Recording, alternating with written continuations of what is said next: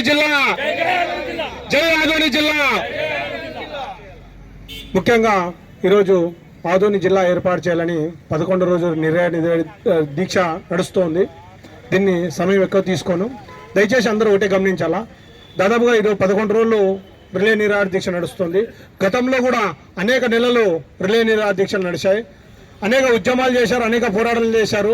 అలాగే ఆదోనికి అన్ని హక్కు బాధ్యత ఎంతైనా ఉంది. ఎందుకంటే ఆదోని ఆంధ్రప్రదేశ్ మన మద్రాసు నుంచి ఏదైతే విడిపోయినప్పటి నుంచి మన ఆంధ్రప్రదేశ్లో రెండో అతిపెద్ద మున్సిపాలిటీ చరిత్ర గల ఉన్నటువంటి 160 ఏళ్ళ పైచిలో ఉన్నటువంటి మున్సిపాలిటీ.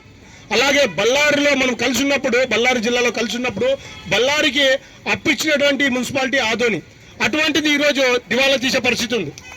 ఇట్లా చెప్పుకుంటూ పోతే దేశానికి ఆర్థిక వ్యవస్థ ఎక్కువైన బొంబాయిని మనం సెకండ్ బొంబాయిని ఆదోని పిలుచుకుంటాం. ఆ రకంగా అలాగే ఇట్లా రాయలసీమలు కావచ్చు, కోతరంమిల్లు కావచ్చు, ఇట్లా ఫ్యాక్టరీస్, ఇండస్ట్రియల్స్, అప్పుడు ఆయిల్ మిల్స్ ఇవన్నీ దండిగా ఉన్నప్పుడు చాలా బాగుండింది. ఈరోజు చూస్తున్నట్లయితే అన్ని రంగాల్లో వెనుకబడి ఉన్నాం. అక్షరాస్యలో వెనుకబడి ఉన్నాం. అలాగే వలసలో ముఖ్యంగా మొదటి స్థానంలో ఉన్నాము. అలాగే వ్యాపారస్తులు, తర్వాత బిజినెస్ ఇండస్ట్రీల్లో కూడా వెనుకబడి ఉన్నాం.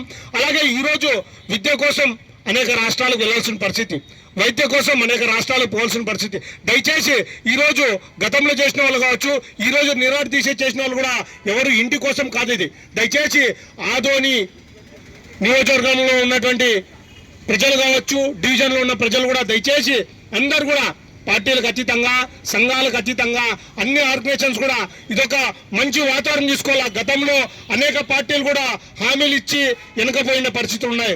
దయచేసి ఇది భవిష్యత్తు కోసం కాబట్టి ప్రతి ఒక్కరు కూడా దీన్ని, ఈ ఉద్యమాన్ని అందరు కూడా ఒక సొంత ఇంటి బాధ్యతలాగా, మన ఇంటి ఒక లక్ష్యంలాగా తీసుకొని రాబోయే రోజుల్లో మనం ఆదోనిని జిల్లాగా ఏర్పాటు చేసుకునేంత వరకు కూడా మనం పోరాడాల్సిన అవసరం ఎంతైనా ఉంది, సాధించుకోవాల్సిన అవసరం ఎంతైనా ఉంది. ఎందుకని చెప్తున్నానంటే ఈరోజు మన పిల్లల భవిష్యత్తు చదువుకోవాలన్నా కర్నూలుకి, హైదరాబాద్కి, విజయవాడ పోవాల్సిన పరిస్థితి, హాస్పిటల్ పోవాలన్నా హైదరాబాద్, కర్నూలు, విజయవాడ పోవాల్సిన పరిస్థితి.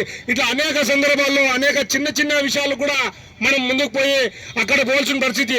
అదే మనం జిల్లా ఏర్పాటు చేసుకున్నట్లయితే ఇక్కడికే దాదాపుగా 150 అధికార మరి వ్యవస్థ ఇక్కడ ఏర్పడుతుంది.